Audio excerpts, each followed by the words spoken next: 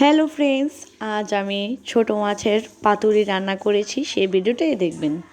আর পাতুরি কার না খেতে ভালো লাগে।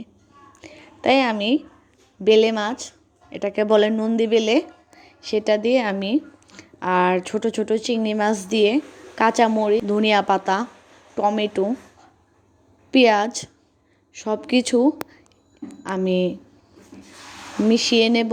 এর সাথে দেব ধনিয়া গুঁড়া, হলুদ গুঁড়া, মরিচ বাটা, স্বাদ মতো লবণ, আর সঙ্গে দিব তেল।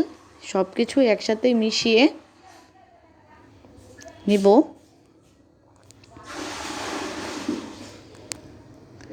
আমার মাখা প্রায় হয়ে এসেছে, এবার আমি চুলোয় বসিয়ে দিব।